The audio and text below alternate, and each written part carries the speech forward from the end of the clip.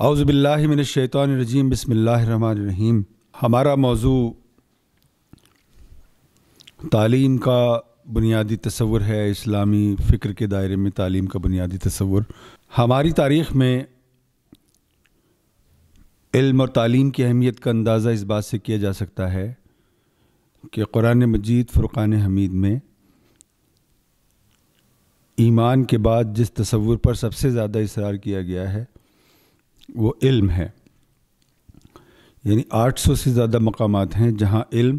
یا اس کے متعلقات کی بنیاد پر مسلمانوں کو متوجہ کیا گیا ہے، ان کی توجہ اس جانب مبذول کرائی گئی ہے کہ وہ علم حاصل کریں، تفکر سے کام لیں، تدبر سے کام لیں، عقل سے کام لیں، اور فرمایا گیا کہ علم رکھنے والے اور علم نہ رکھنے والے برابر نہیں ہو سکتے۔ طرح طرح سے مسلمانوں کو علم کی جانب متوجہ کیا گیا۔ اس کا سبب یہ ہے کہ ہماری تاریخ میں ایمان کے بعد علم ہی انسان کی زندگی کو ڈیفائن کرنے والی سب سے بڑی حقیقت ہے، اور علم کی اہمیت کا اندازہ اس بات سے بھی کیا جا سکتا ہے کہ رسول اکرم صلی اللہ علیہ وسلم نے فرمایا کہ جب کوئی نبی اس دنیا سے رخصت ہوتا ہے تو وہ اپنے پیچھے جو ورثہ چھوڑ کر جاتا ہے وہ علم کا ورثہ ہوتا ہے، اور جب اہل دنیا میں سے کوئی اس دنیا سے رخصت ہوتا ہے تو وہ اپنے پیچھے مال و متاع چھوڑ کر جاتا ہے۔ یعنی جب اہل دنیا اس دنیا سے رخصت ہوتے ہیں تو وہ اپنی آل اولاد میں تقسیم ہونے کے لیے جو چیز اپنے پیچھے چھوڑ کر جاتے ہیں وہ مال و زر کے سوا کچھ نہیں ہوتا، اور جب کوئی نبی اس دنیا سے جاتا ہے، اس دنیا سے رخصت ہوتا ہے تو وہ اپنے پیچھے علم کا ورثہ چھوڑ کر جاتا ہے۔ اور علم کی اہمیت کا اندازہ آپ اس بات سے کیجئے کہ ہماری تہذیب الکتاب کی تہذیب ہے، یعنی دنیا کی سب سے بڑی کتاب کی دی بک کی تہذیب ہے، اور یہی سبب ہے کہ مسلمانوں نے اپنے تاریخ کے طویل سفر میں علم کے جتنے بھی گوشے اور جتنے بھی دائرے ہو سکتے ہیں ان تمام میں علم کا ایک ایسا سرمایہ تخلیق کیا جس کی کوئی نظیر پوری انسانی تاریخ کے اندر موجود نہیں۔ مثال کے طور پر ہمارے انسانی تاریخ میں انبیاء و مرسلین کا جو حوالہ ہے وہ بنیادی طور پر آسمانی کتابوں کا حوالہ ہے، یعنی جتنے انبیاء آئے ان میں سے اکثر کو کوئی نہ کوئی کتاب دی گئی، اور آپ جانتے ہیں کہ بڑی کتابوں کی جو تعداد ہے وہ بھی کافی ہے۔ یعنی حضرت موسیٰ علیہ السلام کو کتاب دی گئی، حضرت ابراہیم علیہ السلام کو صحائف دیے گئے، حضرت عیسیٰ علیہ السلام کو کتاب دی گئی، اور خود رسول اکرم صلی اللہ علیہ وسلم کو کتاب دی گئی۔ اور جو ہمارے پڑوس میں ہندوستان نام کا ایک ملک آباد ہے جہاں ہندوؤں کی اکثریت ہے، وہ بھی یہ دعویٰ کرتے ہیں کہ جو وید ہیں وہ بھی آسمانی کتاب ہیں۔ تو آپ دیکھیے کہ پوری دنیا میں جو آسمانی کتابیں ہیں ان پر کامنٹری کی یا ان کی تفسیر کی جو روایت ہے وہ اتنی قوی نہیں ہے جتنی قوی کہ مسلمانوں کے ہاں قرآن مجید فرقان حمید پر گفتگو کی تاریخ ہے۔ یعنی ویدوں پر بھی گفتگو ہوئی ہے، لیکن ویدوں پر گفتگو کا علم اتنا بڑا علم نہیں ہے جتنا کہ ہمارا علم تفسیر ہے۔ اسی طرح توریت اور زبور پر بھی گفتگو ہوئی ہے، انجیل پر بھی گفتگو ہوئی ہے، لیکن ان کتابوں پر گفتگو کا علم بھی اتنا بڑا علم نہیں ہے جتنا بڑا علم تفسیر کا قرآن مجید پر گفتگو کا علم ہے۔ یعنی اگر آپ قرآن مجید کے علم تفسیر کو ایک طرف رکھیں اور باقی سارے آسمانی صحائف پر گفتگو کے علم کو دوسری طرف رکھیں تو ساری کتابوں سے زیادہ گفتگو قرآن مجید فرقان حمید پر ہوئی ہے، اور یہ گفتگو رسول اکرم صلی اللہ علیہ وسلم کے زمانے سے شروع ہوئی تھی اور اب تک جاری ہے، اور ایسا لگتا ہے کہ جب تک قیامت نہیں آ جائے گی، جب تک قیامت قائم نہیں ہو جائے گی، قرآن مجید فرقان حمید پر گفتگو جاری رہے گی، اس لیے کہ قرآن مجید فرقان حمید معانی کا سمندر ہے، اور اس سمندر کو ایگزاسٹ نہیں کیا جا سکا ہے اور نہ شاید کیا جا سکے گا کبھی۔ دوسری طرف آپ دیکھیے کہ انبیاء و مرسلین 1,24,000 انبیاء و مرسلین آئے، اور ان تمام انبیاء و مرسلین میں ایسے بہت بڑی تعداد ہے انبیاء کی، 24-25 انبیاء کا ذکر تو قرآن مجید میں خود آیا ہے، لیکن کسی بھی نبی کے اقوال کو اس طرح سے مرتب اور مدون نہیں کیا گیا جس طرح رسول اکرم صلی اللہ علیہ وسلم کے اقوال اور آپ کی سینگس کو جو ہے مرتب کیا گیا۔ یعنی علم حدیث کی میں بات کر رہا ہوں، مسلمانوں نے جو علم حدیث پیدا کیا اتنا بڑا علم حدیث کسی بھی دوسری قوم کے پاس نہیں ہے. یعنی حضرت عیسیٰ علیہ السلام کی اگر آپ بات لے لیں تو ان کے چند اقوال ہمیں انجیل میں مل جاتے ہیں, اور یہاں تک کہ حضرت عیسیٰ علیہ السلام کی اپنی جو زبان تھی جس میں وہ کلام کر رہے تھے وہ زبان بھی فنا ہو گئی, اور انجیل کی زبان بھی فنا ہو گئی. اور حضرت موسیٰ علیہ السلام کے بھی چند اقوال ہیں جو ہمیں ملتے ہیں, اور اسی طرح جو باقی انبیاء ہیں ان کے چند اقوال ہم تک پہنچے ہیں. لیکن علم حدیث مدون ہوا ہے اور اس میں ہزاروں احادیث ہیں, اور پھر ان احادیث پر جو گفتگو ہے, ان کی جو تشریح اور تعبیر ہے وہ اس کے سوا ہے. اور ہم جانتے ہیں کہ سیرت طیبہ اور آپ کے اقوال کا کوئی بھی گوشہ ایسا نہیں ہے جو ہمارے سامنے نہ آیا ہو. یعنی گویا پورا جو رسول اکرم صلی اللہ علیہ وسلم کا عہد ہے, آپ کے اقوال کا دائرہ ہے, وہ مرتب اور منظم ہو کر علم حدیث کی صورت میں ہمارے سامنے آ چکا ہے. اور ایسی کوئی روایت کہ کسی نبی کی امت نے اپنے نبی کے اقوال کو اس طرح سے مرتب اور مدون کیا ہو, کسی دنیا کی دوسری مذہبی روایت کے اندر نہیں ملتی اس کی کوئی دوسری مثال.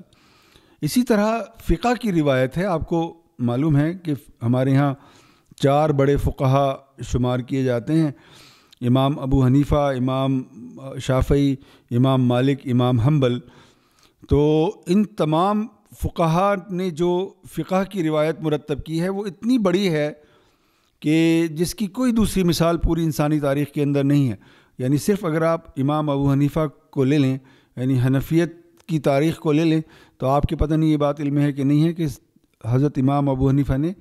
12 لاکھ مسائل پر تنہا غور کیا, اور 12 لاکھ مسائل کا اسلامی حل انہوں نے پیش فرمایا. تو آپ اندازہ کریں کہ اگر ہمارا ایک فقیہ اتنا بڑا علم رکھنے والا ہے, تو اگر ہم چاروں فقہا کے علم کو ملا لیں تو پھر یہ کتنا بڑا سمندر جو ہے علم کا بن جاتا ہے. اسی طرح جو ہم نے علماء کی وہ کہکشاں پیدا کی ہے وہ بھی غیر معمولی ہے. یعنی صرف امام غزالی کو اگر آپ لے لیں تو آپ دیکھیے کہ ہم نے غیر معمولی علم پیدا کیا ہے. یعنی اگر صرف آپ امام غزالی کو لے لیں, امام غزالی رحمۃ اللہ علیہ کے بارے میں یہ مشہور واقعہ ہے کہ ان کے ایک کنٹمپریری نے, ان کے ایک معاصر نے رسول اکرم صلی اللہ علیہ وسلم کو خواب میں دیکھا, اور انہوں نے دیکھا کہ رسول اللہ صلی اللہ علیہ وسلم موجود ہیں, اور حضرت موسیٰ علیہ السلام اور حضرت عیسیٰ علیہ السلام بھی موجود ہیں, اور غزالی بھی وہاں موجود ہیں کہیں. تو رسول اللہ صلی اللہ علیہ وسلم امام غزالی کی طرف اشارہ کر کے حضرت موسیٰ علیہ السلام اور حضرت عیسیٰ علیہ السلام سے پوچھ رہے ہیں کہ کیا آپ کی امتوں میں غزالی کے پائے کا, غزالی کے کیلیبر کا کوئی عالم موجود ہے؟ اور وہ کہہ رہے ہیں کہ نہیں, ہماری امتوں کے اندر غزالی کے کیلیبر کا کوئی بھی عالم موجود نہیں ہے. تو ہمارا ایک عالم اتنا بڑا ہے کہ وہ باقی امتوں کے مجموعی علم سے زیادہ علم رکھنے والا عالم ہے. اور اسی طرح ہم نے زندگی کے دوسرے دائروں میں, یعنی مثال کے طور پر مسلمانوں نے شاعری کی بہت بڑی روایت پیدا کی. اتنی بڑی روایت کہ اگر آپ مولانا روم کی شاعری کو کیفیت اور معنویت کے اعتبار سے ایک پلڑے میں رکھیں اور باقی پوری دنیا کی شاعری کو دوسرے پلڑے میں رکھیں, تو مولانا رومی کی شاعری کیفیت اور اپنی معنویت کے اعتبار سے اس کا پلڑا زیادہ بھاری ہوگا. اسی طرح جتنے بھی دائرے ہیں علم کے, یعنی جن کو آپ ماڈرن سائنسز کہتے ہیں, اس میں بھی مسلمانوں نے کمال کیا. مطلب ہم نے, اگر آپ علم عمرانیات کی بات کریں تو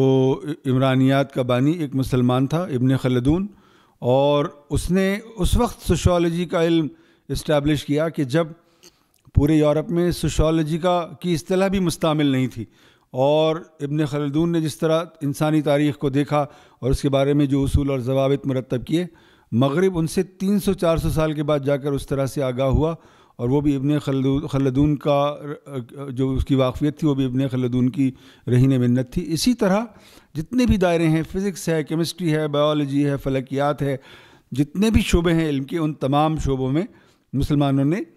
بنیاد گزار کا کردار ادا کیا ہے. اس کی فاؤنڈیشن, ان علوم کی, ان فنون کی فاؤنڈیشن رکھنے کا کردار ادا کیا ہے. اور مسلمان اپنی تاریخ کے ایک طویل دور میں پوری دنیا پر اسی طرح اثر انداز رہے ہیں جس طرح سے کہ آج مغرب ہے. ابھی میں نے ایک مضمون لکھا ہے جو مغرب کے ایک دانشور ہیملٹن کی کتاب سے میں نے اس میں کچھ چیزیں اخذ کی ہیں. اور ہیملٹن نے جو اپنی کتاب لکھی ہے لاسٹ ہسٹری کے نام سے, اس میں اس نے کہا ہے کہ 10ویں صدی میں مسلمانوں کے ایک شہر غرناطہ میں جتنی کتب تھیں اتنی کتب پورے یورپ کے اندر بھی موجود نہیں تھیں. یعنی مسلمان 8ویں صدی سے 10ویں صدی سے ان تمام علوم اور فنون کے دائروں میں کام کر رہے تھے جو کہ جدید علوم اور فنون سمجھے جاتے ہیں, اور مسلمانوں نے اس دائرے کے اندر مغرب کی اسی طرح رہنمائی کی ہے, اور مغرب پر وہ اسی طرح اثر انداز ہوا ہے کہ جس طرح سے آج مغرب ہمارے اوپر اثر انداز نظر آتا ہے. یہی وجہ ہے کہ مغرب کے خود دانشور اس بات کا اعتراف کرنے لگے ہیں کہ مغرب کے پاس جتنے بھی علوم اور فنون ہیں وہ سب کے سب مسلمانوں کے رہین منت ہیں. اگر مسلمان نہ ہوتے اور وہ عالمی علوم کا سرمایہ مغرب کو منتقل نہ کرتے تو مغرب جس طرح سے قیر مذلت میں پڑا ہوا تھا اسی طرح قیر مذلت میں پڑا رہ جاتا, اور اس کو جو عروج حاصل ہوا ہے وہ عروج اس کو حاصل نہ ہو سکتا. یہ ہمارے ہاں علم کی روایت کا عالم رہا ہے, اور مسلمانوں نے اپنے علم کی طاقت کے ذریعے سے ہی پوری دنیا کو مسخر کیا ہے. یہ جو آپ سنتے ہیں نا کہ اسلام تلوار کے زور سے پھیلا, یہ محض پروپیگنڈا ہے. آپ یاد رکھیے کہ تلوار کے زور سے یا طاقت کے زور سے جغرافیہ فتح کیا جا سکتا ہے, لیکن انسانوں کے قلوب اور اذہان کو فتح نہیں کیا جا سکتا. قلوب اور اذہان کو جو چیز فتح کرنے والی ہے ان میں ایک چیز ہے تقویٰ, یعنی خدا کے ساتھ ہمارے تعلق کی نوعیت, اور خدا کے ساتھ ہمارے تعلق کی نوعیت یا ہماری للہیت ہماری روحانیت کی اساس ہے, اس کی بنیاد ہے, اور ہمارا سب سے بڑا سرمایہ ہے. اور اللہ تعالیٰ نے تقوی کو یہ صلاحیت اور اہلیت دی ہے کہ جب کسی فرد, کسی گروہ یا کسی قوم کے دل میں واقعتاً تقوی پیدا ہو جاتا ہے تو وہ قلوب کو مسخر کرنے والی بن جاتی ہے. اور آپ جانتے ہیں رسول اکرم صلی اللہ علیہ وسلم کی سیرت طیبہ اس کا سب سے بڑا ثبوت اور سب سے بڑا مظہر ہے. یعنی رسول اکرم صلی اللہ علیہ وسلم کے پاس جب ریاست بھی نہیں تھی, حکومت بھی نہیں تھی, اور کوئی فوج بھی نہیں تھی, تب بھی رسول اکرم صلی اللہ علیہ وسلم اپنی الہیت کی وجہ سے لوگوں کے قلوب کو مسخر کرنے والی شخصیت تھے, لوگوں کے قلوب کو مسخر کرنے والی ذات تھے. اور جس طرح اللہ تعالیٰ نے تقوی کو یہ صلاحیت دی ہے کہ وہ قلوب کو مسخر کرتا ہے, اسی طرح اللہ تعالیٰ نے علم کو یہ صلاحیت دی ہے کہ وہ اذہان کو مسخر کرتا ہے. اور جب کسی فرد کے پاس, کسی گروہ کے پاس تقوی بھی ہوتا ہے اور علم بھی ہوتا ہے, افضل علم ہوتا ہے, فضیلت رکھنے والا علم ہوتا ہے, سپیریئر نالج ہوتی ہے, تو پھر وہ قلوب اور اذہان دونوں کو مسخر کرنے والے بن جاتے ہیں. اور انہی دو چیزوں کی بنیاد پر مسلمانوں نے پوری دنیا پر حکومت کی ہے اور پوری دنیا کو انہوں نے مسخر کر کے دکھایا ہے. اور تلوار کے ذریعے سے کبھی بھی جغرافیے کے سوا اور کوئی چیز فتح نہیں کی جا سکتی. اس کا ایک بہت بڑا ثبوت یہ ہے کہ آپ نے دیکھا افغانستان کے اندر کہ وہاں 2 سپر پاورز آئیں اور انہوں نے جغرافیہ تو فتح کر لیا, لیکن ایک سپر طاقت جس کو کہ آپ سوویت یونین کے نام سے جانتے تھے وہ 10 سال تک وہاں قابض رہی, اور وہ 10 سال میں افغانستان کے لوگوں کے قلوب اور اذہان کو مسخر نہیں کر سکی. اور پھر وہاں امریکہ آ گیا, اور اب امریکہ کو آئے ہوئے وہاں 17 سال ہو گئے, لیکن وہ 17 سال میں لوگوں کے قلوب اور اذہان کو مسخر نہیں کر سکا, اور بالآخر اس کو انہی طالبان سے بات کرنی پڑ رہی ہے جن کو کہ وہ وحشی اور درندے کہا کرتا تھا, اور جن کے ساتھ وہ بات کرنے کا بھی روادار نہیں تھا. وہ انہی کے ساتھ نہ صرف یہ کہ بات کر رہا ہے بلکہ ان سے مذاکرات کی بھیک مانگتا ہوا نظر آ رہا ہے. تو اس سے پتہ چل رہا ہے کہ طاقت جس کو آپ ملٹری پاور کہتے ہیں اس کی ایک لمیٹیشن ہوتی ہے. اس کے ذریعے سے ملک فتح کیا جا سکتا ہے, جغرافیہ فتح کیا جا سکتا ہے, لیکن قلوب اور اذہان کو مسخر نہیں کیا جا سکتا. تو مسلمان جہاں جہاں گئے انہوں نے جغرافیہ بھی فتح کیا, لیکن اس سے آگے بڑھ کر انہوں نے قلوب اور اذہان کو مسخر کیا. اور یہ ان کے اس تسخیر میں ان کے تقوی اور علم کا بہت ہی فنڈامنٹل, بہت ہی بنیادی کردار ہے. اور آپ یاد رکھیے کہ ہمارے ہاں تعلیم اور تربیت کا جو پورا انسٹیٹیوشن ہے وہ انہی 2 اصولوں کے اوپر کھڑا ہوا ہے, انہی 2 اصولوں پر کھڑا ہوا ہے. قرآن مجید فرقان حمید کہتا ہے کہ تم جو کہتے ہو وہ کرتے کیوں نہیں ہو. یعنی یہ جو اصول ہے یہ ایک روحانی اصول ہے, یہ ایک اخلاقی اصول ہے, اور اصول ہمیں یہ بتاتا ہے کہ انسان جس چیز کا دعوے دار بن کر کھڑا ہو وہ خود بھی اس کو بسر کرنے والا ہو. اور آپ کو معلوم ہے کہ رسول اکرم صلی اللہ علیہ وسلم اور آپ کے اصحاب نے جو مثالیں ہمارے سامنے زندہ مثالیں پیش کی ہیں ان سے یہ پتہ چلتا ہے کہ رسول اکرم صلی اللہ علیہ وسلم نے جو کچھ کہا یعنی قرآن کی صورت میں یا حدیث کی صورت میں اس کے ایک ایک جز کے اوپر آپ نے بتمام و کمال عمل کر کے دکھایا. یعنی رسول اکرم صلی اللہ علیہ وسلم کی سیرت کو اگر ہم ایک طرف رکھ دیں تو اسلام محض اصولوں اور ضابطوں کا ایک مذہب بن کر رہ جاتا ہے. اور آپ کو معلوم ہے کہ صرف اصول اور ضابطے ایک حد تک ہی انسان کے کردار پر اثر انداز ہوتے ہیں، لیکن جب وہ اصول اور ضابطے عمل میں ڈل جاتے ہیں تو پھر ان اصولوں اور ان ضابطوں کی جو تاثیر ہے، ان کا جو اثر انداز ہونے کا پروسیس ہے، وہ نہ صرف یہ کہ بہت وسیع ہو جاتا ہے بلکہ اس کے اندر بہت زور بھی پیدا ہو جاتا ہے. اور رسول اکرم صلی اللہ علیہ وسلم اور صحابہ کرام کی ہماری تاریخ میں یہی اہمیت ہے کہ آپ سب لوگ نہ صرف یہ کہ اصولوں اور ضابطوں کا بہت زیادہ علم رکھنے والے تھے بلکہ ان اصولوں اور ضابطوں پر سب سے زیادہ عمل کرنے والے بھی تھے. اسی لیے رسول اکرم صلی اللہ علیہ وسلم کی سیرت طیبہ کے بارے میں یہ کہا جاتا ہے کہ رسول اکرم صلی اللہ علیہ وسلم خود چلتا پھرتا قرآن تھے. یعنی انہوں نے قرآن کو عمل کے اندر، پورے قرآن کو عمل کے اندر ڈھال کر دکھا دیا تھا. اور یہی رسول اکرم صلی اللہ علیہ وسلم کے اصحاب کا معاملہ تھا. یہ جو اسلام پھیلا وہ اسی لیے پھیلا کہ رسول اکرم صلی اللہ علیہ وسلم تو خیر سردار الانبیاء ہیں، خاتم النبیین ہیں، ان کی تو کوئی بات ہی نہیں کی جا سکتی. لیکن جو انہوں نے لوگ پیدا کیے جن کو ہم اصحاب رسول کہتے ہیں، ان کے کردار کی عظمت کا بھی عالم ہے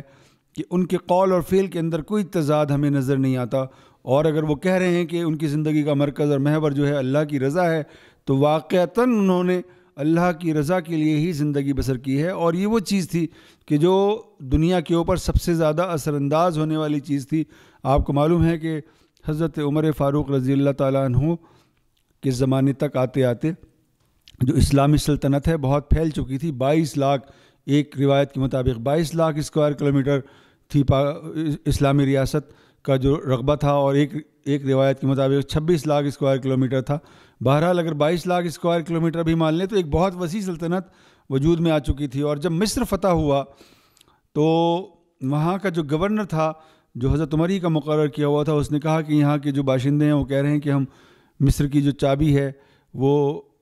حضرت عمر کے حوالے کریں گے، امیر المومنین کے حوالے کریں گے، تو آپ یہاں تشریف لے آئیے. تو حضرت عمر جو تھے وہ ایک اونٹ پر سوار ہو کر اپنے ایک گویا خادم کے ساتھ مصر کے لیے روانہ ہوئے، اور طویل مسافت طے کر کے وہ مصر کے قریب پہنچے تو گورنر نے ان کا استقبال کیا. اور گورنر نے دیکھا کہ طویل سفر کی وجہ سے حضرت عمر کا جو لباس ہے وہ گرد آلود ہے، اور آپ کا جو لباس ہے آپ کو معلوم ہے اس میں پیوند بھی ہوا کرتے تھے. تو اس نے درخواست کی کہ اہل مصر جو ہیں وہ بہت زیادہ نفاست پسند ہیں، تو اگر آپ لباس تبدیل کر لیں تو یہ مناسب بات ہوگی. تو حضرت عمر رضی اللہ تعالیٰ عنہ نے فرمایا کہ ہماری عزت اسلام کی وجہ سے ہے، ہمارے لباس کی وجہ سے نہیں ہے. اور یہ کہہ کر انہوں نے لباس تبدیل کرنے سے انکار کر دیا. اس کے بہت عرصے کے بعد پھر حضرت عائشہ صدیقہ نے ایک دن ان کو طلب فرمایا اور کہا کہ رسول اکرم صلی اللہ علیہ وسلم کے زمانے مبارک سے لے کر فتح خیبر تک ہمارے پاس وسائل کی بہت قلت تھی، اور ہمارا یہ حال تھا کہ ہم کھجور کھاتے تھے اور پانی پیتے تھے، کھجور کھاتے تھے اور ہم پانی پیتے تھے. یعنی کھانے پینے کے لیے بھی مسلمانوں کے پاس کوئی بہت زیادہ کشادگی نہیں تھی. تو چنانچہ حضرت عائشہ نے کہا کہ اب جب کہ ہمارے پاس سلطنت ہے اور آپ کو معلوم ہے کہ آپ سے پوری دنیا کے سفیر ملنے کے لیے آتے ہیں، بڑی شخصیات ملنے کے لیے آتی ہیں، اور آپ پیوند لگا ہوا لباس پہنے رہتے ہیں، تو کیا یہ مناسب نہ ہوگا کہ آپ اپنا لباس بہتر بنا لیں؟ تو حضرت عمر نے کچھ دیر توقف فرمایا اور پھر کہا کہ میں اپنے دو رفیقوں یعنی رسول اکرم صلی اللہ علیہ وسلم اور حضرت ابو بکر کے راستے کو نہیں چھوڑ سکتا. تو یہ جو تجربہ ہے للہیت کا اور دنیا سے بے نیازی کا، یہی وہ تجربہ ہے جو قلوب کو مسخر کرنے والا تجربہ ہے. اور خود حضرت عمر کے بارے میں عبداللہ ابن مسعود کی روایت ہے. حضرت عبداللہ ابن مسعود نے کہا کہ اگر پوری دنیا کے علم کو ایک طرف رکھا جائے تو حضرت عمر کا علم اس علم کا جو غالب حصہ ہے وہ حضرت عمر کے حصے میں آئے گا، اور صرف اس کا ایک حصہ جو ہے باقی دنیا کے حصے میں آئے گا. تو جو ہمارے اصحاب رسول تھے وہ نہ صرف یہ کہ تقوی کے دائرے کے اندر ایکسل کرنے والے لوگ تھے، بلکہ جو ان کا علم تھا وہ بھی غیر معمولی تھا. اور ان دونوں چیزوں کے کمبینیشن سے ان دونوں چیزوں کو باہم ملا لینے سے وہ فتوحات پیدا ہوئیں جن کو آپ اسلامی فتوحات کہتے ہیں. اور اسی لیے اسلام دنیا میں سب سے زیادہ تیزی کے ساتھ پھیلنے والا مذہب بنا، اور گاندھی سے یہ قول منسوب کیا جاتا ہے کہ اگر اسلام کی تاریخ میں ایک اور عمر ہوتا تو پوری دنیا اب تک مسلمان ہو چکی ہوتی. یعنی محض ایک آدمی کے ہونے یا نہ ہونے سے یہ فرق واقع ہو جاتا ہے. تو اگر آپ علم کی روایت کو دیکھنا چاہیں تو وہ ہمارا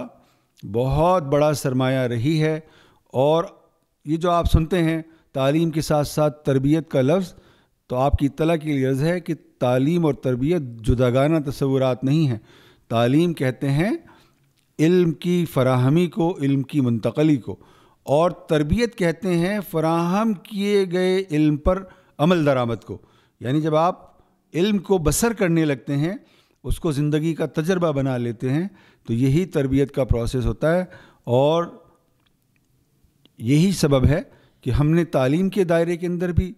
ایکسل کر کے دکھایا ہے اور تربیت کے دائرے میں بھی ایکسل کر کے دکھایا ہے. اور تربیت کے دائرے میں ہم نے اس لیے ایکسل کیا کہ ہم نے جو کچھ کہا اس پر ہم نے بتمام و کمال عمل کر کے بھی دکھایا ہے. اور اگر ہم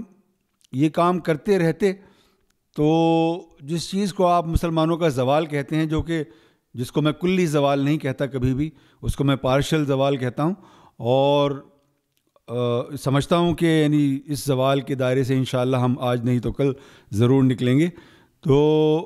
یہ زوال بھی اسی لیے واقع ہوا کہ ہم نے علم کی روایت سے بھی رشتہ توڑ لیا، اور ہم نے علم کی روایت پر عمل کرنے کا جو تجربہ تھا اس کو بھی منسوخ تو نہیں کیا ہے، لیکن اس میں بھی بہت کمی واقع ہو گئی ہے. اور ان دو کمیوں کے پیدا ہو جانے سے ہماری للہیت میں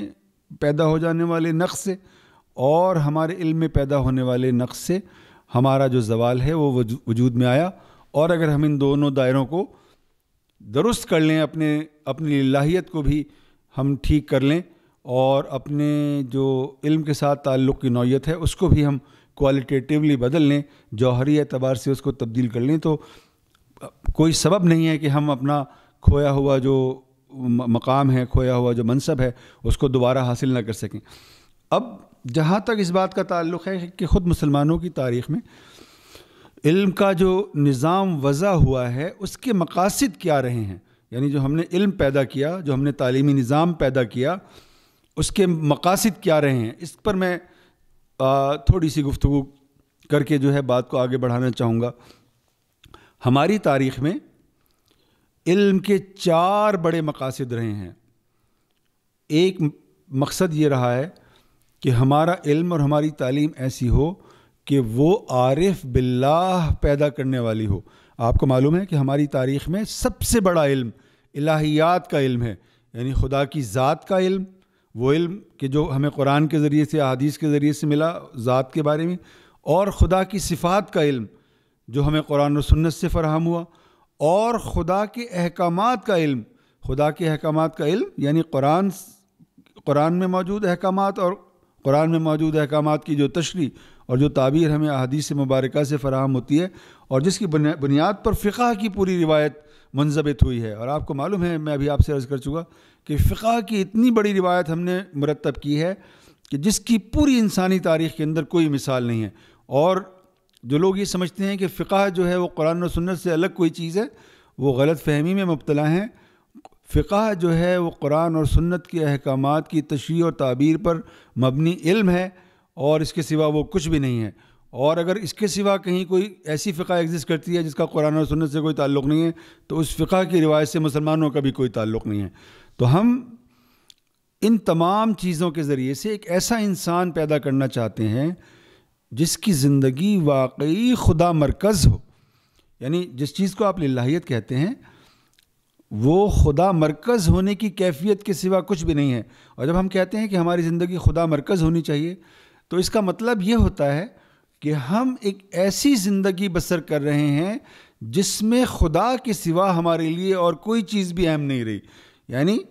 ہمارا مطلوب خدا ہے، ہمارا مقصود خدا ہے، ہماری سمت سفر متعین کرنے والا خدا ہے، اور ہم جو صبح سے لے کر شام تک زندگی بسر کرتے ہیں، خواہ عبادات انجام دیتے ہوں، خواہ ہم عقائد سے متعلق ہوں، خواہ ہم علوم اور فنون تخلیق کر رہے ہوں، خواہ ہم سماجی زندگی بسر کر رہے ہوں، خواہ ہم تجارت کر رہے ہوں، خواہ ہم سیاست کر رہے ہوں، خواہ زندگی کے کسی بھی دائرے کے اندر ہم سرگرم عمل ہو، ہماری زندگی خدا مرکز ہونی چاہیے۔ یہ وہ بات ہے کہ جو اقبال نے بھی کہی ہے اور خود مولانا مودودی رحمۃ اللہ علیہ نے بڑی شرح و بسط کے ساتھ یہ بات کہی ہے کہ اسلام ایک مکمل ضابطہ حیات ہے۔ اسلام کے ایک مکمل ضابطہ حیات ہونے کا مطلب یہ ہے کہ ہماری پوری زندگی خدا مرکز ہو جانی چاہیے۔ یعنی یہ نہیں کہ صرف ہم عقیدے کی سطح پر ایک خدا کو مانتے ہیں، توحید کے قائل ہیں، یا یہ کہ ہم نے جو ہے وہ عبادات جو ہیں وہ بجا لائی ہیں، نماز ہم پڑھنے لگے ہیں، روزہ ہم رکھنے لگے ہیں، حج ہم نے کر لیا ہے، زکوٰۃ ہم نے خدا کی حکم کے مطابق ادا کر دی ہے، یا ہم انفاق کرنے لگے ہیں، یا ہم نے جہاد کر لیا ہے۔ یہ سب بہت ضروری ہیں، یہ فنڈامنٹلز ہیں۔ لیکن اگر ہم انسانوں سے معاملہ کر رہے ہیں، اگر ہم سیاست میں شرکت کر رہے ہیں، اگر ہم معیشت کے دائرے میں آپریٹ کر رہے ہیں، اگر ہم علوم اور فنون کے دائرے میں کام کر رہے ہیں، تب بھی ہماری زندگی کو ہر صورت میں خدا مرکز ہونا چاہیے۔ اسلام کے مکمل ضابطہ حیات ہونے کا مطلب یہی ہے کہ اسلام کسی محض عبادات، محض عقائد اور محض اخلاقیات سے متعلق کوئی دین نہیں ہے،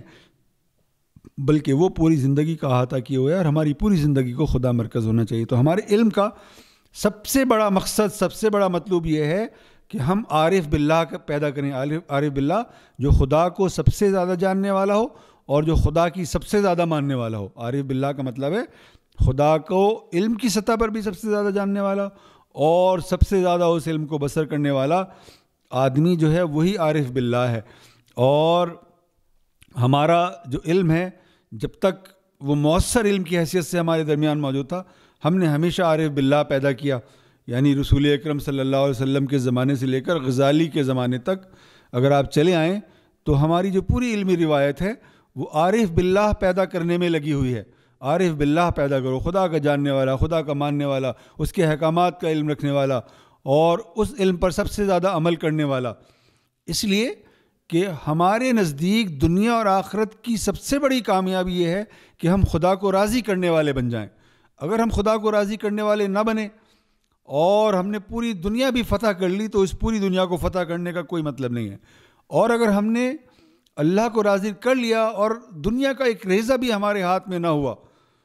تو بھی اس کا کوئی مطلب نہیں ہے۔ اس لیے کہ ہم نے اگر خدا کو راضی کر لیا تو پھر ہم کامیاب ہو گئے، دنیا میں بھی کامیاب ہو گئے اور آخرت میں بھی کامیاب ہو گئے۔ اور اگر ہم نے خدا کو راضی نہ کیا اور ہم دنیا کے سب سے زیادہ مالدار آدمی بن گئے، سب سے زیادہ سیاسی اعتبار سے طاقتور آدمی بن گئے، پوری دنیا پر ہماری حکومت ہو گئی تو بھی اس حکومت کا کوئی مطلب اور اس کا کوئی مفہوم نہیں ہے۔ اس لیے کہ ہماری پوری زندگی جو ہے وہ خدا کی رضا کے گرد طواف کرنے والی زندگی ہے۔ اور ایک مسلمان کے لیے یہی زیبا ہے کہ وہ علم کی جو روایت تخلیق کرے اس کے ذریعے بھی وہ ایسا انسان پیدا کرے جو عارف باللہ ہو، جو خدا سے سب سے زیادہ محبت کرنے والا، اس سے سب سے زیادہ ڈرنے والا اور اس کی رضا کا سب سے زیادہ پابند ہو، اور جو خدا کی ہدایات اور اس کے احکامات کو جانتا بھی ہو اور ان کو مانتا بھی ہو اور ان کو بسر کرنے والا بھی ہو۔ تو عارف باللہ پیدا کرنا ہماری تعلیم کا اور علم کا سب سے بڑا مقصد رہا ہے۔ اور دوسرا بڑا مقصد ہمارا یہ رہا ہے کہ ہم اچھا انسان یا اچھا مسلمان پیدا کریں۔ دیکھیے، زندگی کا ایک دائرہ وہ ہے جہاں ہم خدا سے تعلق استوار کرتے ہیں، رسول اکرم صلی اللہ علیہ وسلم سے تعلق استوار کرتے ہیں۔ اس دائرے کے اندر مسلمانوں کی جو حالت ہوتی ہے وہ اس اعتبار سے ہمیشہ ہی کچھ نہ کچھ بہتر ہوتی ہے کہ خدا ظاہر ہے کہ ہمارا خالق ہے، مالک ہے، اور رسول اکرم صلی اللہ علیہ وسلم کی ذات وہ ذات ہے کہ جس کے ذریعے سے ہمیں قرآن ملا، جس کے ذریعے سے ہمیں پورا دین ملا، اور جو ہمارے لیے سب سے بڑا نمونہ عمل ہے۔ تو ان سے محبت کرنا جو ہے وہ تو مطلب واجب بھی ہے، اور ہر مسلمان کے دل میں اس کی کچھ نہ کچھ تڑپ موجود ہوتی ہے۔ لیکن انسان کی اصل آزمائش اس وقت ہوتی ہے جب وہ معاملات کرتا ہے، جب وہ اپنے جیسے دوسرے انسانوں کے ساتھ تعلقات استوار کرتا ہے۔ جب ہم اس دائرے میں آتے ہیں تو پھر ہمارا جو مذہب ہے وہ ہمارے اس طرح سے کام آتا ہوا نظر نہیں آتا جس طرح سے کہ اس کو کام آنا چاہیے۔ پھر ہم جھوٹ بولنے والے بن جاتے ہیں، پھر ہم دھوکہ کرنے والے بن جاتے ہیں، پھر ہم غیبت کرنے والے بن جاتے ہیں، پھر ہم جو ہے احکامات کو نظر انداز کرنے والے، حقوق کو نظر انداز کرنے والے، ان کو پامال کرنے والے بن جاتے ہیں، پھر ہم دل دکھانے والے بن جاتے ہیں، پھر ہم جو ہے انسانوں کے بارے میں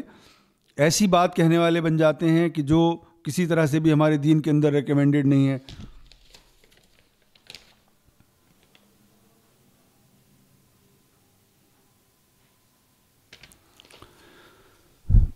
تو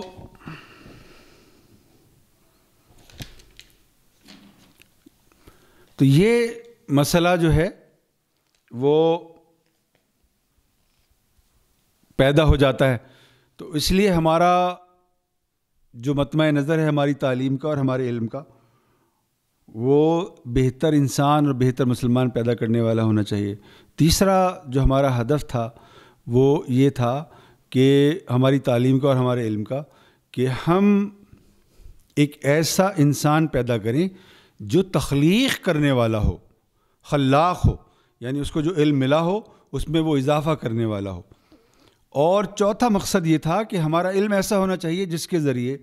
انسان اپنا رزق کما سکے، اپنی معاش کما سکے. یہ چاروں مقاصد تھے. اب آپ اندازہ کیجئے کہ جو تعلیم کے 4 مقاصد تھے ان میں سے 3 جو مقاصد ہیں یہ تو غائب ہو چکے، اور ان کا غائب ہونا ہی دجالی تہذیب کے مقاصد کا غالب ہونا ہے. اور دجالی تہذیب نے جو مسئلہ پیدا کیا ہے وہ یہ ہے، آپ کو معلوم ہونا چاہیے کہ ہماری پوری تعلیم، ہمارا پورا تعلیمی نظام اب جس مقصد کے گرد طواف کر رہا ہے وہ ہے روزگار کا حصول. اور اگر آپ اس مسئلے کو سمجھنا چاہتے ہیں بر صغیر کے کانٹیکس میں، تو آپ کی اطلاع کے لیے عرض ہے کہ یہ مسئلہ ہمارے ہاں بر صغیر میں اس وقت پیدا ہوا جب انگریز یہاں پر آ گئے، اور انگریزوں کے اقتدار میں آنے سے مسلمانوں کے ہاتھ سے اقتدار نکل گیا، اور مسلمان انگریزوں کے دستے نگر ہو گئے، اور انگریزوں اور ہندوؤں کے درمیان قربت پیدا ہو گئی، اور اس کے نتیجے میں ہندوؤں نے روزگار کے جتنے بھی مواقع تھے ان پر قبضہ کرنا شروع کر دیا. چنانچہ سر سید احمد خان نے کہا کہ اگر مسلمان روزگار حاصل کرنا چاہتے ہیں تو انہیں جدید علوم حاصل کرنے چاہیے. وہ دن ہے اور آج کا دن ہے. ہمارے سامنے تعلیم کا محض ایک مقصد ہے کہ ہم تعلیم کے ذریعے سے صرف اور صرف بہتر روزگار حاصل کرنا چاہتے ہیں. یعنی جو مغربی تہذیب ہے اس کی آمد کا سب سے بڑا امپیکٹ یہ ہوا کہ ہم عارف باللہ پیدا کرنا بھول گئے، ہم اچھا انسان، اچھا مسلمان پیدا کرنا بھول گئے، اور ہم تخلیقی انسان پیدا کرنا بھی بھول گئے، اور ہم صرف ایک ایسا طالب علم پیدا کرنے میں لگے ہوئے ہیں، ہمارے اسکول، ہمارے کالجز، ہماری یونیورسٹیز، کہ جو صرف اور صرف روزگار کے حصول میں ہماری مدد کرتا ہے. ہم ڈاکٹر بننا چاہتے ہیں اس لیے کہ بہتر روزگار حاصل ہو سکے، بہتر معاش کما سکیں، ہماری معاشرے کے اندر کوئی اسٹینڈنگ بن سکے، ہمارا کوئی وقار ہو. ہم انجینئر بننا چاہتے ہیں، ہم MBA کرنا چاہتے ہیں، ہم جو تعلیم بھی حاصل کرنا چاہتے ہیں وہ صرف اس لیے تاکہ ہم زیادہ سے زیادہ روزگار کا حاصل کر سکیں. اور ہمارے سامنے علم کا کوئی اس سے بڑا مقصد نہیں ہے، روزگار کا حصول. اور میں آپ سے عرض کروں گا کہ جب بر صغیر میں جدید مغربی علوم انڈکٹ ہوئے، ان کی تعلیم اور تدریس کا آغاز ہوا، تو ان علوم کو مسلمانوں میں رائج کرنے والی جو سب سے بڑی شخصیت تھی سر سید احمد خان کی، انہوں نے خود کہا، ان کا یہ قول موجود ہے جو میں اپنے کالموں میں کئی دفعہ دہرا چکا ہوں، کہ انہوں نے ڈاکٹر ہنٹر کے حوالے سے یہ بات کہی کہ جو مغربی علوم اور فنون ہیں وہ ایسے ہیں کہ جب وہ غیر مغربی اقوام کو پڑھائے جاتے ہیں تو ان غیر مغربی اقوام کے جو عقائد ہیں، نظریات ہیں، وہ ان علوم کو پڑھنے کے نتیجے میں وہ خراب ہو جاتے ہیں، وہ سکڑ جاتے ہیں، وہ سمٹ جاتے ہیں، وہ ٹٹر جاتے ہیں، اور جو دیگر اقوام ہیں وہ اپنے مذاہب سے دور ہو جاتی ہیں. یہ بات خود سر سید نے کہی. اور کمال کی بات یہ ہے کہ یہ کہنے کے باوجود انہوں نے جدید علوم اور فنون کو، مغربی علوم اور فنون کو انہوں نے معاشرے کے اندر رائج کیا، اور نہ صرف رائج کیا بلکہ ان کو ہمارے سر کا تاج بنا دیا اور ہمارے لیے سب سے بڑا ہدف بنا دیا. اور وہ دن ہے اور آج کا دن ہے. ہمارے تعلیم کے مقاصد اسی ایک مقصد کے گرد طواف کر رہے ہیں کہ ہمیں جدید علوم اور فنون حاصل کرنے چاہیے تاکہ ہم زیادہ سے زیادہ بہتر روزگار حاصل کر سکیں. اس کے سوا ہمارے کسی بھی اسکول کا، کسی بھی کالج کا، کسی بھی یونیورسٹی کا اور کوئی مقصد نہیں ہے، کوئی پرپز نہیں ہے. تو ہمارے سامنے سب سے بڑا چیلنج یہ ہے کہ ہم اپنی تاریخ کے جو ہمارے 3 بڑے مقاصد تھے ان کو ازسر نو بحال کریں. ہم اپنے تعلیمی نظام کو اس طرح بنائیں کہ وہ ایک خدا مرکز شخصیت پیدا کر سکے، ایک دین مرکز شخصیت پیدا کر سکے، اور وہ ایسی شخصیت ہو جو کسی بھی علم کے دائرے میں آپریٹ کر رہی ہو، وہ ہمارے بنیادی تصورات کے مطابق علم بھی تخلیق کر رہی ہو اور انہی کے مطابق وہ علم کی تدریس کا اہتمام بھی کر رہی ہو. یہ ہمارے لیے سب سے بڑا چیلنج ہے. پھر ایک مشکل یہ ہو گئی کہ جو علوم اور فنون ہم پڑھ رہے ہیں مغرب سے آئے ہوئے، ہمیں یہ معلوم ہی نہیں ہے کہ ان کا تصور انسان کیا ہے. ارے بھائی، ان تمام علوم اور تمام فنون کا تصور انسان مغرب کا تصور انسان ہے. ان علوم اور فنون کے اندر کار فرما جو تصور زندگی ہے وہ مغرب کا تصور زندگی ہے. ان علوم اور فنون کے اندر جو اقدار موجود ہیں وہ تمام کی تمام مغربی اقدار ہیں. ان تمام علوم اور فنون کے اندر جو تاریخ کا تصور آپریٹ کر رہا ہے وہ پورا کا پورا مغرب سے آیا ہے. وہ علوم اور فنون، جتنے بھی علوم اور فنون ہم پڑھ رہے ہیں، وہ ہمیں ایک ایسا انسان بنانا چاہتے ہیں جیسا انسان مغربی تہذیب انسان کو بنانا چاہتی ہے. یعنی اس کا مطلب کیا ہوا؟ اس کا مطلب یہ ہوا کہ ان علوم اور فنون کی جو الہیات ہے وہ ہماری الہیات نہیں ہے. اول تو ان علوم و فنون میں کوئی الہیات ہی موجود نہیں ہے، اس لیے کہ جو جدید علوم و فنون ہیں وہ نہ خدا کو مانتے ہیں نہ وہ مذہب کے قائل ہیں. تو جب وہ مذہب کو بھی نہیں مانتے، خدا کو بھی نہیں مانتے، وحی کے بھی اوپر وہ ایمان نہیں رکھتے، اور صرف عقل کو اتھارٹی مانتے ہیں مکمل طور پر کہ انسانی عقل جو ہے وہ حکم ہے اور اپنے بارے میں خود فیصلہ کرنے میں آزاد ہے اور اس کو کسی وحی کی ضرورت نہیں ہے اور کسی آسمانی ہدایت کی ضرورت نہیں ہے. یہ ان علوم اور فنون کے اندر انہیرنٹلی موجود ہے، یعنی ان کے اندر یہ خلقی طور پر موجود ہے. اور ان کی چونکہ کوئی الہیات نہیں ہے، اس لیے ہمیں ایک ایسا نصاب مرتب کرنا چاہیے جس کے اندر ہماری الہیات، ہماری انٹالوجی موجود ہو، جس کے اندر ہمارا تصور خدا آپریشنل نظر آئے، فنکشنل نظر آئے. تصور خدا آپریشنل نظر آنے کا مطلب یہ ہے کہ ہم اگر اردو پڑھا رہے ہیں تو وہ بھی خدا کے گرد طواف کرنے والی ہونی چاہیے. اگر ہم سوشالوجی پڑھا رہے ہیں اس میں بھی ہمارے اصول توحید کو فوقیت حاصل ہونی چاہیے. ہمارے سارے علم عمرانیات کو خدا تک لے جانے والا ہونا چاہیے. اگر ہم فزکس پڑھا رہے ہیں، اگر ہم کیمسٹری پڑھا رہے ہیں، اگر ہم بایولوجی پڑھا رہے ہیں، اگر ہم فلکیات پڑھا رہے ہیں تو بھی وہ خدا تک لے جانے والی ہو. یہ ہماری تعلیم کے لیے سب سے بڑا چیلنج ہے. اور خود مولانا مودودی رحمۃ اللہ علیہ بھی اس موضوع پر بات کر کے جا چکے ہیں، اور انہوں نے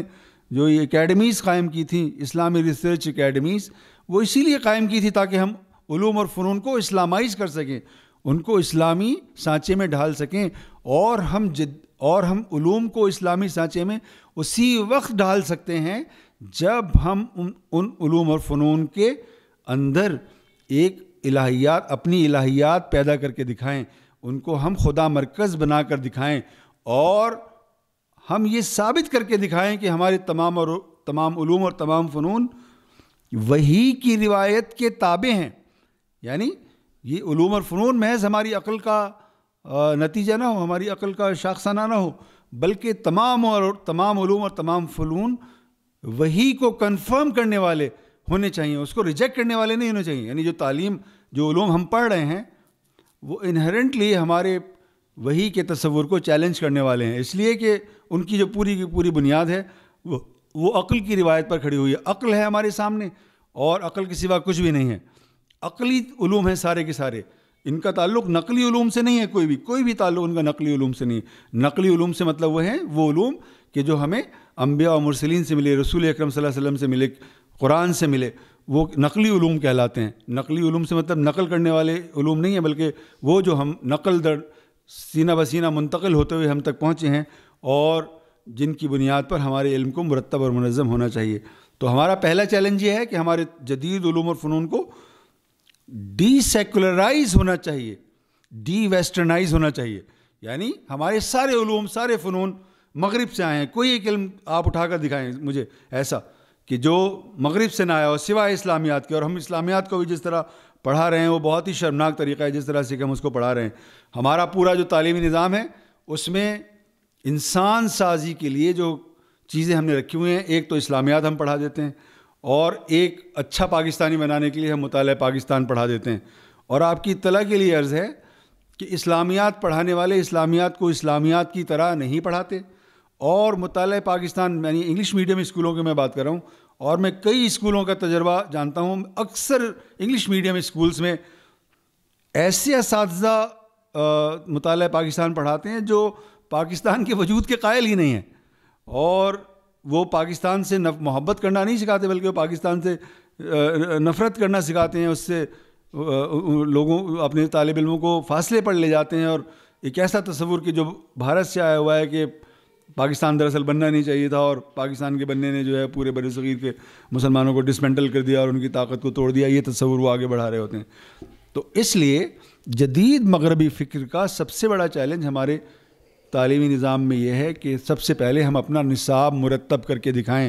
یعنی ہم نے اسلامی ادارے تو بہت سارے کھول لیے ہیں، لیکن کہیں بھی ہمارا اپنا مرتب کیا ہوا نصاب ہمارے پیش نظر نہیں ہے، ایسا نصاب جس میں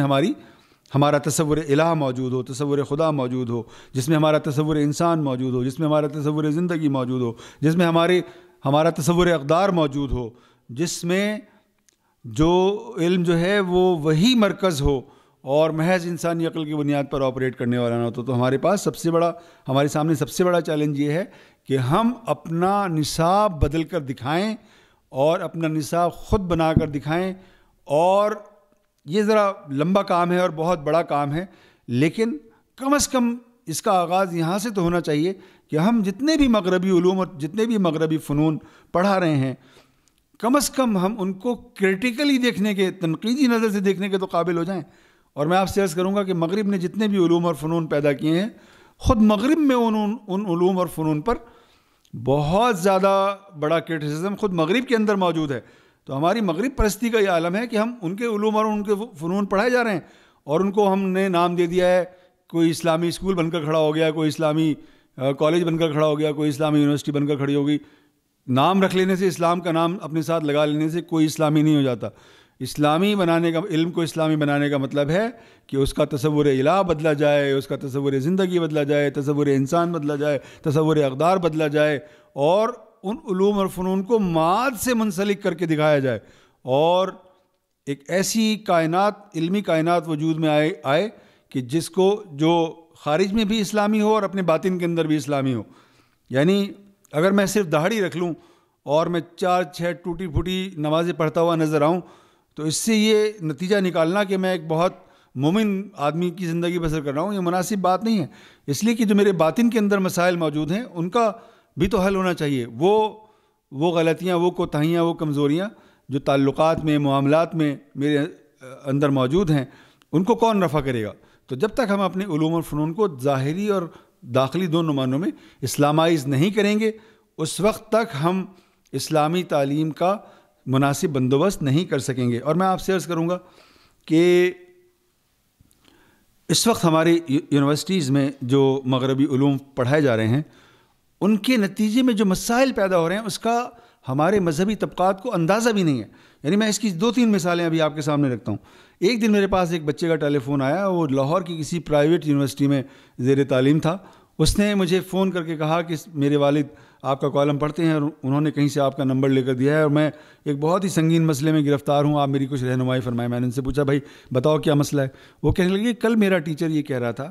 کہ ہسٹری کی کوئی کلاس تھی، اس کی ہسٹری کا وہ اسٹوڈنٹ تھا، اس نے کل میرا ٹیچر یہ کہہ رہا تھا کہ مسلمانوں کی تاریخ اتنی شرمناک ہے، اتنی گھٹیا ہے کہ رسول اکرم صلی اللہ علیہ وسلم کا وصال ہوا ہے، یعنی انتقال ہوا ہے، اور مسلمان بجائے اس کی کہ رسول اللہ صلی اللہ علیہ وسلم کی تجہیر و تکفین کا بندوبست کرتے، وہ آپس میں لڑنے لگے اقتدار کے لیے، اور ان میں ایک جوتم پیزار کی کیفیت برپا ہو گئی، اور رسول اللہ صلی اللہ علیہ وسلم کا جو وہ تھا، یعنی جنازہ تھا، 3 دن تک اسی طرح رکھا رہا، اور رسول اللہ صلی اللہ علیہ وسلم کو 3 دن تک دفنایا نہیں جا سکا۔ تو کیا واقعی ایسا تھا؟ بالکل اس کا ایمان ہلا ہوا تھا، اور اس کو سمجھ میں نہیں آ رہا تھا کہ وہ اس سنی گئی بات کے بارے میں کیا رائے قائم کرے۔ تو میں اس کی جو رہنمائی کر سکتا تھا وہ میں نے اس کی رہنمائی کی، اور میں نے اس سے پوچھا کہ کیا تمہارے ٹیچر نے یہ بات پہلی دفعہ تم سے کہی ہے؟ اس نے کہا نہیں، وہ تو اس طرح کی باتیں تقریباً روز ہی اس طرح کی کوئی نہ کوئی بات کرتے ہیں، لیکن یہ چونکہ زیادہ بڑا واقعہ تھا اس لیے اس کا میرے اوپر بہت زیادہ اثر ہوا، اور چونکہ میری معلومات نہیں تھی اس سلسلے میں کہ کیا ہوا ہے، اس لیے میں نے یہ مناسب سمجھا کہ میں کسی جاننے والے سے رجوع کروں اور میں اس سے پوچھوں کہ کیا اصل صورتحال کیا تھی۔ کراچی یونیورسٹی کی میں آپ کو مثال دیتا ہوں کہ ایک انگلش لٹریچر کی ایک کلاس میں سگمنڈ فرائڈ کے جو خیالات اور نظریات ہیں وہ پڑھائے گئے، اور وہ خیالات ایک طالبہ کو، یعنی میں حالیہ مثال دے رہا ہوں، اس طرح کی تو بہت ساری مثالیں درجنوں کی تعداد میں موجود ہوں گی جو ہمارے علم میں نہیں ہیں، اس طالبہ نے وہ خیالات اور نظریات سن کر یہ کہا کہ میں ان خیالات اور ان تصورات کو کسی طرح بھی برداشت نہیں کر سکتی، کیونکہ اس کے نتیجے میں میرا خود اپنی اولاد کے ساتھ جو تعلق ہے وہ کوالٹیٹیولی تبدیل ہو جائے گا. اور اس کے لیے وہ خیالات اتنے ہاسٹائل تھے اور وہ اتنے ناقابل قبول تھے کہ اس نے اپنی تعلیم کا سلسلہ ہی ترک کر دیا. اور آپ کی اطلاع کے لیے عرض ہے کہ خود مختلف جامعات کے اندر اگر آپ مثال کے طور پر ہسٹری پڑھ رہے ہیں تو وہ ہسٹری شروع کر رہے ہیں اس بات سے کہ اس دنیا میں زندگی کا آغاز ارتقاء کے اصول کے تحت ہوا. یعنی ایسا نہیں ہوا کہ کوئی اللہ کا بنایا ہوا کوئی بندہ، یعنی جس کو حضرت آدم کہتے ہیں آپ، وہ پہلا انسان جو نبی تھا وہ اس دنیا میں آیا اور ان کے ساتھ اماں حوا آئیں اور ان سے انسانی زندگی کا سلسلہ شروع ہوا. ایسا نہیں ہے، بلکہ یہ محض ایک قیاس آرائی ہے. اور یہ جو میں اصطلاح استعمال کر رہا ہوں یہ کلاسز کے اندر استعمال ہوتی ہے کہ یہ جو مذہب ہے پورا یہ محض ایک قیاس آرائی ہے، محض ایک داستان ہے، محض ایک مفروضہ ہے، محض ایک علمی تناظر ہے. اس میں کوئی حقیقت نہیں ہے. حقیقت جس چیز کے اندر ہے وہ ارتقاء کے تصور میں ہے. پہلے اس زمین کے اوپر زندگی جرثومے کی شکل میں نمودار ہوئی، پھر وہ جرثومہ ارتقاء پا کر رینگنے والے کیڑے میں تبدیل ہو گیا، پھر وہ رینگنے والا کیڑا کسی نہ کسی طرح ایک بندر میں تبدیل ہو گیا اور بندر ارتقاء پاتا ہوا انسان بن گیا. یہ تصور ارتقاء، ڈاروین کا جو تصور ارتقاء ہے وہ پڑھایا جاتا ہے اور اس کا جو نتیجہ نکلتا ہے وہ یہ کہ اگر کوئی آدمی اس ارتقاء کے اس تصور کو ماننے لگتا ہے تو پھر وہ مذہب سے بالکل ہی بیگانہ ہو جاتا ہے. نہ وہ پھر خدا کو مانتا ہے، نہ پھر وہ رسول کو مانتا ہے، نہ پھر وہ کسی کتاب کو مانتا ہے. اور جتنے بھی مغربی علوم اور فنون ہیں وہ چونکہ مادے کے اندر گراؤنڈڈ ہیں اور وہ انسان کی زندگی کی پوری تشریح و تعبیر مادے کی روشنی میں کرتے ہیں، اس لیے اعلیٰ تعلیمی اداروں کے اندر جب یہ پرسپیکٹیو سامنے آتا ہے تو بہت سارے مذہبی لوگ بھی رفتہ رفتہ خراب ہونے لگتے ہیں اور سیکولرائز ہونے لگتے ہیں، لبرلائز ہونے لگتے ہیں. اور ان کو لگتا ہے کہ جو مغربی پرسپیکٹیو ہے زندگی کے بارے میں، انسان کے بارے میں، معاشرے کے بارے میں، وہی درست ہے اور وہی اس قابل ہے کہ اس کو ہم اڈاپٹ کریں. اور مذہب جو ہے ایک بہت ہی پریمیٹیو چیز ہے. آپ کو معلوم ہے کہ جو مغربی پرسپیکٹیو ہے مذہب کے بارے میں وہ یہ ہے، جیمز فریزر ایک صاحب گزرے ہیں مغرب میں، ان کی کتاب ہے گولڈن باؤ جس کا شاخ زرنی کے نام سے ہمارے یہاں ترجمہ بھی ہو چکا ہے. اس نے کہا انسانی تاریخ 4 ادوار میں منقسم ہیں. پہلا دور جادو کا دور تھا، جب انسان بالکل بچہ تھا تو جادو کے دور میں زندگی بسر کرتا تھا.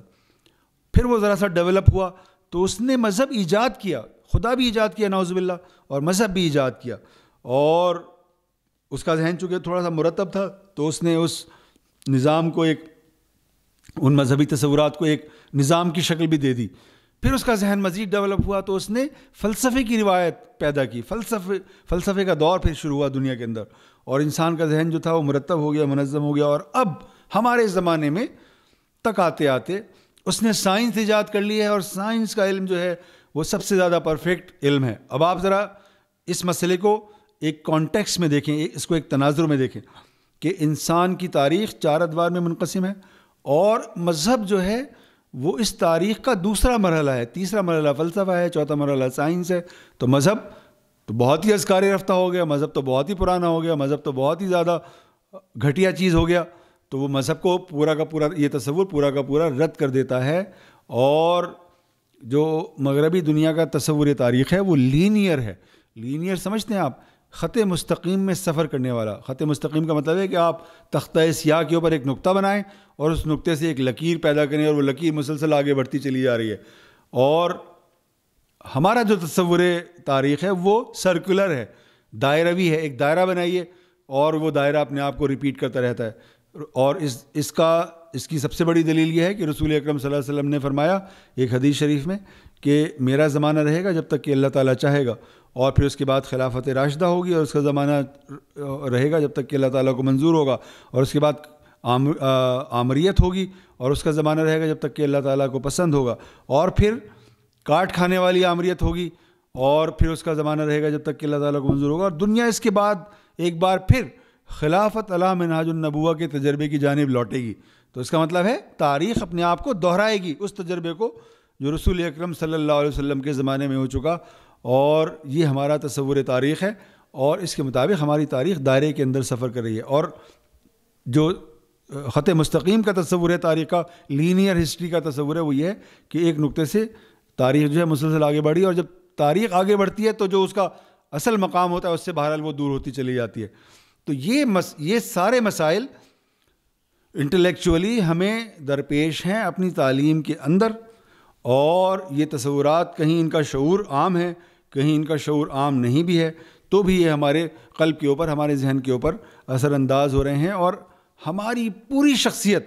دنیا مرکز ہو کر رہ گئی. یعنی جو جدید مغرب ہے اس کے لیے دنیا ہی اصل ہے, اس دنیا کے بعد نہ کوئی اور زندگی ہے نہ کوئی اور دنیا ہے. چنانچہ ان کے سارے علوم اور سارے فنون کا فوکس دنیا ہے. یعنی چاہے ان کی کیمسٹری ہو, چاہے ان کی فزکس ہو, چاہے ان کی عمرانیات ہو, چاہے ان کی نفسیات ہو, چاہے ان کا فلسفہ ہو, چاہے ان کی لسانیات ہو, جتنے بھی علوم اور فنون وہ پڑھا رہے ہیں وہ سارے کے سارے دنیا مرکز ہیں. اس کے اندر نہ کہیں خدا ہے, نہ کہیں مذہب ہے, نہ کہیں اس کے اندر کوئی اخلاق ہے, نہ اس کے اندر کوئی کردار ہے, نہ اس کے اندر ایک سپیریئر نالج کا تصور موجود ہے جس کو آپ وحی کے علم سے موسوم کرتے ہیں. اس کا کوئی تصور اس کے اندر موجود نہیں ہے. تو اگر آپ چاہتے ہیں کہ آپ کا تعلیمی نظام اسلامائز ہو تو آپ کو اس مغرب کے اس پورے فریم ورک کو اٹھا کر ایک طرف رکھنا ہوگا, اور اپنے علوم, اپنے فنون, اپنے تصورات اور اپنی اقدار کی روشنی میں پیدا کرنے ہوں گے. جب ہم یہ کریں گے تب ہم جا کر واقعتاً کوئی ایک اسلامی پرسپیکٹیو رکھنے والا علم پیدا کر سکیں گے, اور تب ہم یہ کہہ سکیں گے کہ بھائی ہم نے جو ہے وہ علم کے دائرے میں اپنے مذہب کی روایت کو فالو کیا ہے اور ہم اس کی تقلید کر رہے ہیں, اور اس کے مطابق ہم نے اپنے اسکول کو, اپنے کالج کو, اپنی یونیورسٹی کو ڈھال لیا ہے. جب تک یہ چیلنج ہم اس کو ہم چیلنج نہیں سمجھیں گے اس مسئلے کو, اور اس کا کوئی حل نہیں نکالیں گے, ہم اسی دلدل کے اندر جس میں ہم پھنسے ہوئے ہیں 150 سال سے, اسی میں پھنسے رہیں گے. اور اس سے بظاہر ہمارے نکلنے کی کوئی صورت اس لیے نظر نہیں آتی کہ ہم نے اپنے اسکولوں اور اپنے کالجز کو خارجی معنوں میں تو اسلامی بنانے کا آغاز کر دیا ہے. اور یہ بھی اس اعتبار سے بہت اہم بات ہے کہ اگر ہم یہ بھی نہ کرتے تو ظاہر صورتحال جتنی مخدوش اب ہے اس سے زیادہ مخدوش ہوتی. لیکن اصل مسئلہ محض اپنے ظاہر کو اسلامائز کرنے کا نہیں ہے, بلکہ اپنے باطن کو اسلامائز کرنے کا ہے, اپنے علم کو اسلامائز کرنے کا ہے, اور اپنی نالج کو اسلامائز کرنے کا ہے. اور یہ کام ہمیں بہت پہلے سے شروع کر دینا چاہیے تھا, قیام پاکستان کے آغاز ہی سے یہ کام شروع کر دینا چاہیے تھا. لیکن 70 سال 72 سال گزر گئے, نہ ریاست نے اس بات کی پرواہ کی کہ وہ کوئی اسلامی نصاب مرتب کر کے دکھائے, اور نہ جو پرائیویٹ ادارے ہیں انہوں نے کوئی اس بات کی کوشش کی کہ وہ اسلامی نصاب مرتب کرنے میں کوئی سرگرمی دکھائیں. اور میں آپ سے عرض کروں کہ بعض مذہبی اداروں کے مرتب کیے ہوئے نصاب میں نے دیکھے ہیں. ایک دن ایک صاحب میرے پاس آئے, وہ 3ری 4تھی جماعت کے بچوں کی کچھ کتابیں میرے پاس لائے, اور انہوں نے کہا کہ ہم نے اسلام کی روشنی میں مرتب کی ہیں, تو ذرا عذرا عنایت آپ ان کا جائزہ لیں اور ہمیں بتائیں کہ ان میں کوئی کمی, کوئی نقص تو نہیں ہے. تو میں نے ان کو بغور دیکھا, اور میں نے ان کو فون کیا, اور میں نے ان سے کہا کہ بھائی آپ کی اس کتاب میں اسلام کے سوا سب کچھ موجود ہے, اس میں اگر کچھ چیز موجود نہیں ہے تو وہ اسلام نہیں ہے. اور وہ سن کر بڑے حیرت میں پڑ گئے, اور انہوں نے کہا کہ ہم نے تو اسلام کو پیش نظر رکھ کر ہی یہ کتابیں مرتب کی ہیں. میں نے ان سے کہا کہ آپ میرے پاس تشریف لائیے اور مجھے ذرا بتائیے نقطہ بنقطہ, سطر بسطر کہ اس میں کہاں اسلام موجود ہے, اس میں کہیں اسلام موجود نہیں ہے. اور آپ کی اطلاع کے لیے عرض ہے کہ یہ کام اس لیے بہت دشوار ہے کہ ہمارے پاس وہ لوگ نہیں ہیں جو اسلام کو بھی سمجھتے ہوں اور جدید علوم اور فنون کا بھی وہ ادراک رکھتے ہوں, اور ان کو معلوم ہو کہ یہ جو ہماری سوشالوجی ہے یہ ہمیں کہاں لے کر جا رہی ہے. اس کے جو بنیادی تصورات ہیں, مثلاً اگر وہ فرد کے اوپر بات کر رہی ہے, فرد کی ڈیفینیشن بیان کر رہی ہے, یا وہ خاندان کے ادارے کی ڈیفینیشن بیان کر رہی ہے, تو فرد کی ہماری مذہبی روایت میں کیا ڈیفینیشن ہے اور خاندان کی ہماری مذہبی روایت میں کیا تعریف ہے, اس کو یہ معلوم ہونا چاہیے. اور اس فرق کے بعد ہی وہ پھر کوئی ایسی سوشالوجی مرتب کر سکے گا, سوشالوجی کا ایسا نظام مرتب کر سکے گا جس میں فرد بھی ہمارا ہوگا, اور معاشرہ بھی ہمارا ہوگا, اور ریاست بھی ہماری ہوگی, اور سیاست بھی ہماری ہوگی. یہ مسئلہ اس لیے بہت زیادہ پیچیدہ ہے کہ ہمارے پاس اگر جدید علوم کے جاننے والے ہیں تو وہ اسلام کو نہیں جانتے، اور اگر اسلام کو تھوڑا بہت سمجھنے والے ہیں تو وہ جدید علوم کی جو الہیات ہے، ان کا جو تصور انسان ہے، ان کا جو تصور زندگی ہے، ان کا جو تصور اقدار ہے، اس کو وہ بتمام و کمال نہیں سمجھتے. اور یہ کام اتنا بڑا کام ہے کہ ہمیں اگر اس پر فرض کیجئے کہ نصاب تیار کرنے پر ہمیں 100 ارب روپے خرچ کرنا پڑیں، تو یہ اتنا بڑا کام ہے کہ ہمیں اس پر 100 ارب روپے خرچ کرنے چاہیے، اس لیے کہ ہماری پوری تعلیم کا، ہماری پوری تدریس کا انحصار ہمارے نصاب پر ہوتا ہے. نظام تعلیم میں 2 چیزیں ہی اہم ہوتی ہیں. نمبر 1 نصاب آپ کیا پڑھا رہے ہیں، نصاب بہت اہم ہے. اگر نصاب آپ کا صحیح ہے تو پھر آپ کا تعلیمی بندوبست بالکل صحیح ہے. اور اگر آپ کا نصاب ہی صحیح نہیں ہے، اس کے اندر نقص ہے، اور وہ کسی بھی قسم کا نقص ہے، خواہ وہ زبان کا ہو، خواہ وہ بیان کا ہو، خواہ وہ تصورات کا ہو، خواہ وہ فلسفے کا ہو، جس چیز کا بھی نقص ہو وہ نقص ہوتا ہے. تو سب سے پہلے ہمیں ایک ایسا نصاب مرتب کرنے کی ضرورت ہے جو ہمارے تصور زندگی سے ہم آہنگ ہو، جو ہماری الہیات کا حامل ہو، جو ہمارے تصور علم کے مطابق مرتب کیا گیا ہو، جو ہمارے تصور زندگی کی ترویج کر رہا ہو. نمبر 1 ایسا نصاب ہمیں چاہیے. پھر زبان اور بیان کی سطح پر بھی وہ ایسا ہو کہ اس کے ذریعے سے واقعی تعلیم و تدریس کی فراہمی میں ہمیں آسانی کا سامنا کرنا پڑے. اور ہمارے تعلیمی بندوبست کا دوسرا نقطہ جو ہوتا ہے وہ اساتذہ ہوتے ہیں. اور آپ کو معلوم ہے کہ ہمارے ہاں جنرلی اسپیکنگ، جس طرح آپ پولیس کے بارے میں سنتے ہیں نا، جس شخص کو کہیں جاب نہیں ملتی وہ پولیس میں چلا جاتا ہے، بالکل یہی حال ہمارے نظام تعلیم کا بھی ہے. جس کو کہیں جاب نہیں ملتی وہ ٹیچر بن جاتا ہے، اور ٹیچر بن جاتا ہے اور اس کی تعلیم کا اور تربیت کا کوئی بندوبست نہیں ہوتا. اور آپ جان لیجئے کہ ہمارے اساتذہ کی عظیم اکثریت کا، یعنی جو علم دینے کے کام پر مامور کیے گئے ہیں، ان کا علم سے کوئی بھی تعلق نہیں ہوتا. میں اسکولوں کی بات نہیں کر رہا، اسکولوں میں کے اساتذہ نہیں پڑھتے. میں آپ کو اپنی یونیورسٹی کا تجربہ بتا سکتا ہوں. جب میں یونیورسٹی میں پڑھتا تھا، 1990 کی بات کروں، میں نے 1991 میں کراچی یونیورسٹی سے ایم اے کیا. تو میں آپ کی اطلاع کے لیے عرض کرتا ہوں کہ میں 1990 میں مجھے ایک اسائنمنٹ ملا کراچی یونیورسٹی کی لائبریری کے اوپر ایک مضمون لکھنے کا. تو میں کراچی یونیورسٹی کی لائبریری میں پہنچا اور میں نے جو اس کے چیف لائبریرین تھے ان سے ملاقات کی. میں نے ان سے کہا کہ ذرا مجھے یہ بتائیے کہ کراچی یونیورسٹی کے کتنے فیصد اساتذہ آپ کی لائبریری سے استفادہ کرتے ہیں. وہ ہنسنے لگے. میں سمجھا کہ میں نے کوئی مزاحیہ بات کر دی. میں نے ان سے کہا میں نے کیا آپ سے کوئی مزاحیہ بات کی؟ کہنے لگے نہیں، مزاحیہ بات آپ نے نہیں کی، بلکہ آپ کے سوال کا جو جواب ہے وہ مزاحیہ ہے. میں نے کہا وہ کیا ہے؟ وہ کہنے لگے کہ کراچی یونیورسٹی کے 50% اساتذہ کبھی بھی لائبریری آتے ہی نہیں ہیں. میں نے کہا پھر؟ انہوں نے کہا 20, 25, 30% اساتذہ ایسے ہیں جو لائبریریز آتے ہیں، یہاں سے 2, 3, 4 کتابیں جاری کراتے ہیں اور پھر 4-5 سال تک نہیں لوٹاتے. تو اس سے پتہ چلتا ہے کہ 4-5 سال تک تو وہ کتابیں نہیں پڑھتے ہو. اور میں نے کہا کتنے لوگ ہیں جو تواتر سے آتے ہیں؟ انہوں نے کہا بمشکل 10 سے 15% لوگ ایسے ہیں کہ جو تواتر سے آتے ہیں، کتابیں جاری کرواتے ہیں، پڑھتے ہیں، لوٹا دیتے ہیں، نئی کتاب لے کر چلے جاتے ہیں. 10 سے 15%. اور یہ اس وقت کراچی یونیورسٹی پاکستان کی سب سے اچھی یونیورسٹی سمجھی جاتی تھی. تو اب اگر ہماری اعلیٰ ترین یونیورسٹیز کے اساتذہ بھی پڑھنے والے نہیں ہوں گے، نہ ان کو اسلام کا کوئی علم ہوگا، نہ وہ مغرب کو جانتے ہوں گے، نہ ان کی یہ خواہش ہوگی کہ وہ واقعی اپنے بچے کو ایک مسلمان بچہ بنائیں، واقعی اپنے بچے کو ایک تخلیقی انسان بنائیں، واقعی اس کو اخلاق اور کردار کا حامل انسان بنائیں، تو پھر ایسے اساتذہ تو یہ کام نہیں کر سکتے. تو آپ اندازہ کر سکتے ہیں کہ جب یونیورسٹی کی سطح پر یہ عالم ہے تو کالجز اور اسکولز کی سطح پر کیا مسئلہ درپیش ہوگا. چنانچہ ضروری ہے کہ اس وقت تک جب تک کہ ہمارا نصاب اسلامائز نہیں ہو جاتا، جب تک کہ ہم اسلامی نصاب تیار نہیں کر پاتے، اس وقت تک ہم ایسے اساتذہ پیدا کرنے کی کوشش کریں کسی تعلیمی بندوبست کے ذریعے جن کو پتہ ہو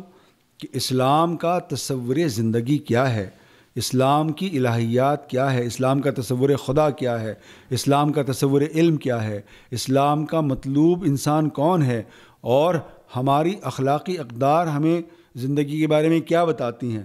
اس کا سبب یہ ہے کہ جو بچہ ہے، پڑھنے والا بچہ ہے، اس پر 2 ہی چیزوں کا امپیکٹ ہوتا ہے، یا تو کتاب کا جو وہ پڑھ رہا ہے نصابی کتاب کے طور پر، یا اس کا وہ ٹیچر جو اس کو نصاب پڑھا رہا ہے. اور میں آپ سے عرض کروں کہ استاد کا اثر کتاب سے بہت زیادہ ہوتا ہے، بہت زیادہ ہوتا ہے. یعنی اتنا زیادہ ہوتا ہے کہ بچے اپنے ماں باپ کی بات نہیں مانتے مگر اپنے ٹیچر کی بات مانتے ہیں. یعنی ان کو اس بات پر تو شبہ ہو جاتا ہے کہ ان کا باپ غلط کہہ رہا ہے یا ان کی ماں غلط کہہ رہی ہے، لیکن ان کے ذہن میں یہ خیال نہیں آتا کہ ان کا ٹیچر غلط کہہ رہا ہے. اور وہ ٹیچر کی رسپیکٹ کرتے ہیں. اس برے زمانے میں بھی ٹیچر کی رسپیکٹ کرنے والے اسٹوڈنٹ موجود ہوتے ہیں, بدتمیز اسٹوڈنٹ بھی ہوتے ہیں, لیکن اچھے اسٹوڈنٹ بھی ہوتے ہیں, عزت کرتے ہیں وہ. لیکن اگر ہمارا استاد اچھا نہ ہو تو پھر وہ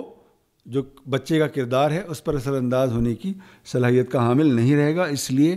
اس وقت تک جب تک ہم اپنے علوم کو, اپنے فنون کو اسلامائز نہ کریں, اس وقت تک ہمیں طلباء اپنے اساتذہ کے لیے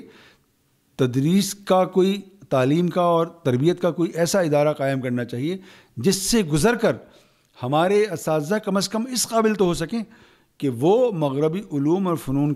کو کریٹیکلی پڑھا سکیں, اس کو ان کا ایک تنقیدی جائزہ مرتب کرتے ہوئے اپنے اسٹوڈنٹ کو ان کی تعلیم دے سکیں, اور وہ بچوں کے کردار میں اور ان کی شخصیت میں ان عناصر کو جذب کرنے کی کوشش کر سکیں جن کی تعلیم ہمیں اسلام دیتا ہے, ہمارا مذہب دیتا ہے, اور جو ہماری تاریخ اور ہماری تہذیب سے ہمیں ملے ہیں. تو اس وقت تک ہمیں کم از کم یہ کام کر لینا چاہیے. اور ہمیں یہ یاد رکھنا چاہیے کہ ہر قوم ٹھیک ویسی ہی بنتی ہے جیسی کہ اس کی آرزو اور اس کی تمنا ہوتی ہے. یہ نہیں ہو سکتا کہ آپ کا جو رخ ہے وہ تو مکے کی مدینے کی طرف ہو اور آپ نیو یارک جانا چاہتے ہو, یا آپ کا رخ جو ہے نیو یارک کی طرف ہو اور آپ مکے کی طرف جانے کے لیے. یہ نہیں ہو سکتا. آپ کی جو آرزو ہے, آپ کی جو سمت سفر ہے, وہی آپ کے پورے سفر کو متعین کرنے والی ہے. اور آپ ایک بات اور یاد رکھیں جو اس سلسلے میں بہت زیادہ اہمیت کی حامل ہے, وہ یہ ہے کہ یہ جو آپ سنتے ہیں کہ ہمارے یہاں ابھی تک یہ مسئلہ حل نہیں ہو سکا کہ ہم انگلش میڈیم اسکول اور انگلش میڈیم کالج رکھیں یا اردو میڈیم اسکول اور اردو میڈیم کالج رکھیں, تو آپ اس مسئلے کو بھی سمجھنے کی کوشش کریں. پوری جو تعلیم کا بندوبست ہے وہ کھڑا ہے زبان کے اوپر, زبان کے اوپر. اور آپ کی اطلاع کے لیے عرض ہے کہ اب ہمیں زبان نہیں آتی, یعنی جن بچوں کی مادری زبان اردو ہے ان کو اردو نہیں آتی, جن کی مادری زبان سندھی ہے ان کو سندھی نہیں آتی, جن کی مادری زبان پنجابی ہے ان کو پنجابی نہیں آتی, اور جو اردو انگلش میڈیم اسکولوں کے بچے ہیں ان کو انگلش نہیں آتی. اور انسان کی پوری شخصیت زبان کے اوپر کھڑی ہوئی ہے, پورا علم زبان کے اوپر کھڑا ہوا ہے. اور اس بات کو آپ ذرا, میں اس کو تھوڑا سا تفصیل تھوڑی سی اس کی بیان کر دیتا ہوں. جن چیز کو آپ انسانی خیالات سمجھتے ہیں وہ زبان کے سانچے سے فراہم ہوتے ہیں. اگر آپ جذبات اور احساسات کی بات کریں ان کا تعلق بھی زبان کے سانچے کے ساتھ ہے. اگر آپ ابلاغ کی بات کریں تو اس کا تعلق بھی زبان کے ساتھ ہے. اگر آپ تخلیق کی بات کریں تو اس کا تعلق بھی زبان کے ساتھ ہے. اب اگر کسی بچے کو زبان ہی نہ آتی ہو, نہ اس کو اردو آتی ہو, نہ اس کو انگلش آتی ہو, نہ اس کو سندھی آتی ہو, نہ اس کو پشتو آتی ہو, نہ اس کو پنجابی آتی ہو, تو آپ ایسے بچے کو کیا تعلیم دے سکیں گے؟ اور جب میں آپ سے یہ عرض کرتا ہوں کہ تعلیم نہیں آتی تو میں اسکول اور کالجز کے بچوں کی مثال نہیں دینا چاہتا, میں آپ کو یونیورسٹی کے بچوں کی مثال دینا چاہتا ہوں. اب ہمارے ایم اے کی سطح کے طالب علم کو زبان نہیں آتی, اور ماہرین نے زبان آنے کا کرائیٹیریا یہ متعین کیا ہے کہ زبان اس آدمی کو آتی ہے جو اپنی زبان کی شاعری پڑھ سکتا ہے, سمجھ سکتا ہے اور اس سے لطف اندوز ہو سکتا ہے. اب میں تجربے سے اور مشاہدے سے آپ کو یہ بتا سکتا ہوں کہ جن لوگوں کی مادری زبان اردو ہے وہ میر غالب اور اقبال کو سمجھنا تو دور کی بات ہے, ان کی شاعری کو ٹھیک طرح سے پڑھ بھی نہیں سکتے. جن کی مادری زبان سندھی ہے وہ شاہ عبد اللطیف بھٹائی کا ٹیکسٹ نہیں پڑھ سکتے, اور جن کی مادری زبان پنجابی ہے وہ وارث شاہ اور بلے شاہ کا ٹیکسٹ نہیں پڑھ سکتے. اور جو لوگ انگلش میڈیم اسکولوں سے فارغ التحصیل ہو رہے ہیں وہ انگریزی زبان کی شاعری کو, اوسط درجے کی شاعری کو بھی نہ پڑھ سکتے ہیں, نہ سمجھ سکتے ہیں, نہ اس سے لطف اندوز ہو سکتے ہیں. تو اس سے ہی معلوم ہو رہا ہے کہ ہم لوگ ایک گونگوں کی قوم بنتے چلے جا رہے ہیں. ہماری کوئی زبان ہی نہیں ہے, اور ہماری جو زبان کا سانچہ ہے وہ 800 سے 1000 الفاظ کے درمیان سکڑ اور سمٹ کر رہ گیا ہے. اور یہ سانچہ بھی ان لوگوں کو فراہم ہے جو اخبار پڑھتے ہیں. جو اخبار نہیں پڑھتے ان کا جو ذخیرہ الفاظ ہے وہ 800 سے اور 1000 الفاظ سے بھی کم ہوتا ہے. اور جس آدمی کا ذخیرہ الفاظ 800 سے 1000 الفاظ سے بھی کم ہو وہ نہ کوئی گہری بات سوچ سکتا ہے, نہ کوئی گہری بات بیان کر سکتا ہے, اور نہ وہ کوئی بڑا تخلیقی کام کر سکتا ہے. اور آپ یاد رکھیں کہ زبان کا تعلق صرف شاعری سے اور افسانے سے اور ناول سے نہیں ہے, اس کا تعلق فزکس سے بھی ہے, کیمسٹری سے بھی ہے, بایولوجی سے بھی ہے, یہاں تک کہ میتھمیٹکس سے بھی ہے. میتھمیٹکس یا فزکس جو فارمولے میں آپریٹ کرتی ہیں, آپ جان لیں فارمولے کا تعلق کانسیپٹ سے ہوتا ہے, تصور سے ہوتا ہے, اور کانسیپٹس کی جڑیں پیوست ہوتی ہیں زبان کے اندر. تو جس شخص کو زبان نہیں آتی وہ نہ صرف یہ کہ شاعر اور ادیب نہیں بن سکتا, صحافی نہیں بن سکتا, استاد نہیں بن سکتا, بلکہ وہ ایک اچھا ماہر طبیعیات بھی نہیں بن سکتا, ماہر ریاضی بھی نہیں بن سکتا, اس لیے کہ اس کے پاس کانسیپٹس ہی نہیں ہیں اور اس کے پاس ایسا سانچہ ہی نہیں ہے زبان کا کہ جس کے ذریعے سے وہ کانسیپٹس کو سمجھے اور کانسیپٹس کو بیان کرے فارمولوں کی زبان کے اندر. تو آپ زبان کے مسئلے کو بھی فوکس کرنے کی ضرورت ہے, اس پر بھی توجہ مرکوز کرنے کی ضرورت ہے, اور ہمیں یہ جان لینا چاہیے کہ یعنی میں مثال کے طور پر اردو کی میں بات کرنا چاہتا ہوں. اردو سے ہمیں اس لیے محبت نہیں کہ ہماری مادری زبان ہے یا وہ ہماری قومی زبان ہے, بلکہ اردو سے ہمیں اس لیے محبت ہے کہ اردو ہمارے 3 مذہبی زبانوں میں سے ایک زبان ہے. ہمارے مذہب کی 3 بڑی زبانیں ہیں. عربی اس لیے کہ اس میں قرآن نازل ہوا, وہ رسول اکرم صلی اللہ علیہ وسلم کی زبان ہے, وہ حدیث کی زبان ہے, وہ فقہ کی روایت کی زبان ہے, اور وہ فلسفے کی زبان بھی ایک زمانے میں رہی ہے. دوسری بڑی زبان مذہبی زبان ہماری فارسی ہے, اور تیسری بڑی زبان اردو ہے. تو جب کوئی شخص اردو کو ترک کرتا ہے تو وہ پورے مذہب سے دور ہو جاتا ہے, وہ اپنے تہذیبی تجربے سے دور ہو جاتا ہے, وہ اپنے مشترکہ تاریخی تجربے سے دور ہو جاتا ہے. جب کوئی انسان مذہب سے بھی دور ہو جائے اور اپنی تہذیب سے بھی دور ہو جائے اور اپنی تاریخ سے بھی بیگانہ ہو جائے تو پھر ایسا انسان تو ہمیں نہ مطلوب ہے نہ مقصود ہے. نہ ہمارے اسکول میں, کالج میں, یونیورسٹی میں ایسا کوئی بچہ جو ہے پلنا پڑھنا چاہیے اور وہ پروان چڑھنا چاہیے جس کا نہ اپنے مذہب سے کوئی تعلق ہو, نہ اپنی تہذیب سے کوئی تعلق ہو, نہ تاریخ سے کوئی تعلق ہو. تو اس لیے اردو کے آنے کا مطلب ہے اپنے مذہب کے قریب ہونا. اس لیے کہ لٹریچر ہمارا مذہبی لٹریچر 3 ہی زبانوں میں, عربی ہمیں آتی نہیں ہے, فارسی ہم بھول چکے ہیں, اور اردو اتفاق سے ایک ایسی زبان کی حیثیت سے پورے بر صغیر میں بولی جا رہی ہے جو مذہب کی زبان بھی ہے اور ہماری مشترکہ تہذیب کی زبان بھی ہے اور مشترکہ تاریخ کی بھی زبان ہے. اس لیے اردو کی محبت پیدا کرنا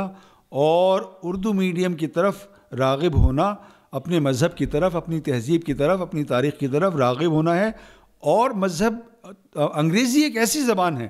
یعنی انگریزی بلا شبہ دنیا کی بڑی زبانوں میں سے ہے, اور ہمیں انگریزی سے کوئی اللہ واسطے کا بیر نہیں ہے. اور بیر اس لیے نہیں ہے کہ اللہ تعالیٰ نے قرآن مجید میں زبانوں کو اپنی نشانیاں قرار دیا ہے, تو ہم اللہ تعالیٰ کی کسی نشانی سے کیسے جو ہے کوئی نفرت کر سکتا ہے؟ نہیں کر سکتے. لیکن جو انگریزی کا کلونیل کیریکٹر ہے, جو اس کا نوآبادیاتی کردار ہے کہ وہ ہمارے آقاؤں کی زبان سمجھی جاتی ہے, تو یہ کردار ہمیں انگریزی کا ختم کرنا ہوگا. انگریزی کو ایک زبان کی حیثیت سے پڑھنا ہوگا, اور انگریزی بلا شبہ سائنس کی زبان ہے, ٹیکنالوجی کی زبان ہے, اور ہمیں انگریزی بھی آنی چاہیے, بہت اچھی انگریزی ہمیں آنی چاہیے. لیکن ہمیں جان لینا چاہیے انگریزی نہ ہمارے مذہب کی زبان تھی, نہ ہے, نہ مستقبل قریب میں اس کا مذہبی زبان بننے کا کوئی امکان ہے. انگریزی نہ ہماری تہذیب کی زبان تھی, نہ ہے, نہ مستقبل میں اس بات کا کوئی امکان ہے کہ ہماری تہذیب کی زبان بنے گی. مغرب نہ ہمارے تاریخی تجربے کو بیان کرنے والی زبان تھی, نہ ہے, نہ اس بات کا کوئی امکان ہے کہ وہ ہمارے تاریخی تجربے کو بیان کرنے والی زبان ہوگی. اس اعتبار سے انگریزی ایک اجنبی زبان تھی, اجنبی زبان ہے, اور اجنبی زبان رہے گی. یہ صرف ہمارے آقاؤں کی زبان بن کر رہ گئی ہے, اور ہم اس سے مروب ہیں. اور اس کا سبب یہ ہے کہ ہم انگریزی کو تہذیب کی زبان سمجھتے ہیں, ہم اس کو طاقت کی زبان سمجھتے ہیں, اور ہم اس کو کامیابی کی ضمانت سمجھتے ہیں. اور بلا شبہ انگریزی کامیابی کی ضمانت ہے, لیکن اس کا ہماری تاریخ سے, ہماری تہذیب سے, ہمارے مذہب سے کوئی تعلق نہیں ہے. تو اس لیے ایک ایسا نظام تعلیم بھی وضع کرنے کی ضرورت ہے جو ہماری اپنی زبانوں کے اوپر کھڑا ہو. اور میں سمجھتا ہوں کہ جو ہماری ابتدائی تعلیم ہے وہ اگر ہماری مادری زبانوں میں ہو تو بہتر ہے, اور اس سے آگے جو ہماری پوری تعلیم ہے وہ ہماری قومی زبان میں ہونی چاہیے. اور اردو کے اندر اس بات کی پوری گنجائش موجود ہے کہ اس میں کسی بھی طرح کے علوم اور کسی بھی طرح کے فنون کی تدریس کا اہتمام کیا جا سکتا ہے. آپ نے سنا ہوگا یا کہیں نہ کہیں پڑھا ہوگا کہ ایک زمانے میں حیدرآباد دکن کے اندر جو میڈیکل کی جدید ترین تعلیم ہے, انجینئرنگ کی جدید ترین تعلیم ہے, وہ اردو کے اندر دی جاتی تھی, اور بہت کامیابی کے ساتھ دی جاتی تھی. اور جو حیدرآباد دکن کی یونیورسٹی کے فارغ التحصیل طلباء تھے, ان کی اہلیت اور صلاحیت جو ہے وہ ہماری موجودہ یونیورسٹیز کے فارغ التحصیل طلباء اور طالبات کی اہلیت سے بہت زیادہ تھی. اور اس کا سبب یہ تھا کہ وہ اپنی زبان کے اندر تعلیم حاصل کرتے تھے. اور آپ جان لیں کہ اپنی زبان کے اندر جو بچہ تعلیم حاصل کرتا ہے وہ تصورات کو، خیالات کو، نظریات کو بہت تیزی کے ساتھ سمجھ سکتا ہے، جذب کر سکتا ہے اور ان کو آگے بڑھانے کی صلاحیت کا حامل ہو سکتا ہے. اور وہ زبان جو مجھے آتی نہیں ہے، جس کے لیے مجھے ہر دوسرے تیسرے لفظ کے لیے لغت دیکھنی پڑتی ہے، وہ اس زبان میں مجھے اگر وہ تھوڑی بہت بولنی آ بھی جائے، جس کو ہم کام چلاؤ زبان کہتے ہیں، کہ میں نے یہ بتا دیا کہ میں کہاں سے آیا ہوں، اور میں نے آپ کو یہ بتا دیا انگریزی میں کہ میں کہاں جا رہا ہوں، اور آج میں نے کیا کھایا ہے، اور آج میں نے کون سا ڈرامہ دیکھا ہے اور کون سی فلم دیکھی ہے. تو یہ اس کا مطلب یہ نہیں ہوتا کہ مجھے زبان آ گئی ہے. یہ محض ایک جس کو ہم انگریزی میں کنورزیشن کی زبان کہتے ہیں، یہ صرف وہ ہے. تو اس زبان سے کوئی تخلیقی کام نہیں ہو سکتا. یہ بہت ہی روزمرہ کی زبان ہے، بہت سرسری، بہت سطحی زبان ہے. اس لیے اگر ہم اپنے نظام تعلیم کو واقعی مغربی تہذیب کے اثرات سے بچانا چاہتے ہیں تو پھر ہمیں اپنے پورے تعلیمی نظام کو اپنی زبان کے سانچے اور اپنی زبان کے ڈھانچے پر کھڑا کرنا ہوگا، اور اسی میں اپنے علوم اور فنون کی تدریس کا اہتمام کرنا ہوگا. تو یہ چند بڑے بڑے چیلنجز ہیں جو اس وقت ہمارے نظام تعلیم کو درپیش ہیں، اور اگر ہم نے ان چیلنجز کو سمجھ لیا اور ہم نے ان کا جواب دے دیا تو مجھے پورا یقین ہے کہ ہم اپنے ملک کے اندر ایک تعلیمی انقلاب برپا کرنے میں کامیاب ہو جائیں گے انشاءاللہ.